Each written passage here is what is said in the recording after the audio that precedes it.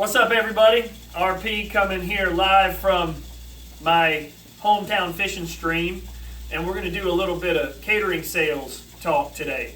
So you've heard people talk about low-hanging fruit and different types of things you can do to capture sales that are relatively easy. Well, we've also heard myself and Chad and some of us talk about fish in a barrel. So today I'm going to teach you guys a little bit, or remind some of y'all about some of the fish in the barrel marketing and sales that we have available to us every day. And by doing these few things, you can at very least hit your sales from last year, and in most cases increase your sales from last year, because these are things that very few of our competitors are doing, and these are things that can really help you get a jump start on the periods ahead as well. So the first thing we're going to do, you see I got little RP over here. He's been baiting the fish all morning, so he's got them primed and ready for an expert angler like myself to be able to try to catch these fish in the barrel. So first thing is, you got to have your handy dandy Zebco Dock Demon. Okay, we got that. And now you got to know how to put the hook in the right place. So since this is a fish in a barrel and it's easy, I pretty much got them lined up and ready to go. So I'm going to sit here and try to hook my first fish in a barrel, and boom, look at there. Caught me a yellow one.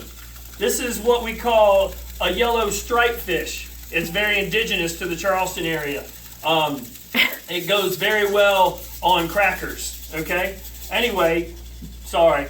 Now, the first fish in a barrel that I know that we can capture as catering sales is the website inquiries. And you guys have been doing a great job on getting the website inquiries returned quickly. And I can't tell you how much feedback, and I've shared it with a lot of y'all, how much feedback we're getting on how much not only they appreciate y'all getting back to them quickly, but me following up with them. And that really separates ourselves from our competition. So you want to make sure that you continue getting this information back to them, and not just by email, because we know spam folders and junk email. We want to reach out to them and call them, because if they're anything like me and most of the people today, the first people that get back to them and provide them with a decent level of service and a good price, they're going to go with. So website inquiries, here's number one. All right, we're going to put him down here in the bait bucket. All right, the next thing is, let me see if I can hook me another fish in the barrel sale. Oh, first try. Whoa, I got me a bluegill with lipstick on. That's pretty awesome, because you don't catch a fish in Charleston with lipstick on very often. But this one that I caught, this fish in a barrel, is prior business. So y'all have caterees for a reason. It keeps up with last year's sales, year before year sales, and so on and so forth. So at least 45 to 60 days out, y'all should be looking at your queries for last year in the same period, and you should be going ahead and reaching out to those folks. Now, granted, some of them are social functions that may not happen every year, but there's a lot of businesses that do things annually, and a lot of these folks will be like, wow, these folks are already getting back to me. That's going to leave one last thing that I have to worry about.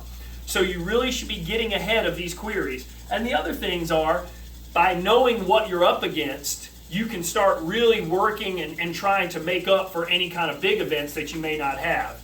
And it may serve as a reminder for business that you haven't had in a while. And that will maybe prompt you to go visit them, bring them some wings, make them feel good, whatever you need to do. So prior business and working those queries is super important. Also, too, if you've got a bunch of tentative events in there, try to start putting the smackdown on who's booked and who's not booked, because having all that stuff in there is going to give you a false sense of where you're sitting, because as you get closer to time and you really don't have that, you might find yourself in a bigger hole than you think you are. So we've got prior business and we've got the website. So now let's see what other kind of fish we can catch in the barrel. Now it's going to get tougher now because there's less fish in the barrel, but I think they'll still be easy to catch.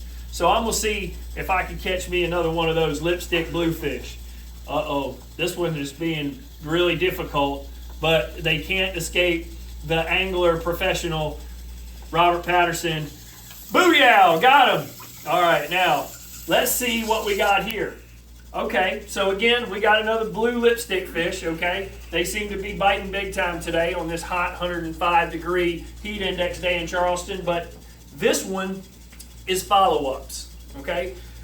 we talk about follow-ups. Now, follow-ups, even on things as simple as deliveries, are huge because it creates two opportunities. Number one, if our catering client was, for some reason, unhappy with our service, it gives us an opportunity to be legendary, come over the top and get it fixed, which is going to create a loyal customer for a long time. The second thing is, what follow-ups do, it shows folks that we really care and we appreciate their business, and it allows us the opportunity to make sure that they know about our frequent catering program, and they know all kinds of things that we can do above and beyond what they might have ordered. And it just opens a dialogue. And I'm going to tell you, especially people that order regularly from us, like deliveries and farm reps or whatever, they appreciate the follow-up because, again, we can't be everywhere all the time. And it gives you a sense of security and an opportunity to be able to discuss operations with the OPs and the restaurants if something didn't go right or if the food quality wasn't what we expect. So I would encourage you to have one day a week, couple of hours that you are doing follow-ups for everything. Just a basic form email, a phone call every once in a while if it was a big event. It goes a long way. So follow-ups, website inquiries, and working the last year's sales in those queries. We got 3, and there's one more big fish that we can catch. It just swims around in a barrel all day, and I'm going to see if I can catch him. That last one was pretty difficult, so I'm going to have to cheat a little bit, especially because this one is a little bit tough. So I'm going to use my old noodling. Does anybody know what noodling is? If you don't know what noodling is, it's when you stick your hand in the water. Catfish noodling is popular where I come from.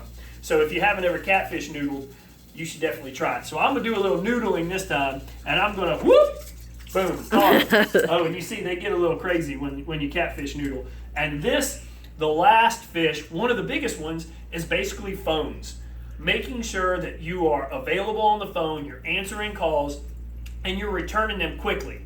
And the 1-2 punch on this is a lot of people are going to call the restaurants, and they're going to, just not know that there's a catering line. I would have an open dialogue with the restaurants that say, hey, take their information and don't just say, oh, well, you need to hang up and call back this number. The restaurants need to handle as much as they can. Then they need to call you and have you call that person back if it requires one. We don't want people to work hard to have to spend money with us. So the phones are critical. And as sales managers, we know that you guys work extra hours, weekends, and so on and so forth, but there's a lot of opportunity in making sure that you're available to answer your calls, checking your voicemail, and getting right back to them, okay? So phones, the putting the smack down on the queries and following up with old business, the websites, and the follow-ups. If you do these 4 things, you are going to be an expert fisherman and catching these fish in a barrel, and you'll find that your sales are going to be incredible, and you will do the basics that you need to do to at least make sure you're hitting your last year's numbers and being able to build on this year's numbers. So this is Robert Patterson coming live from Stinky Fingers Fishery. Y'all have a good day.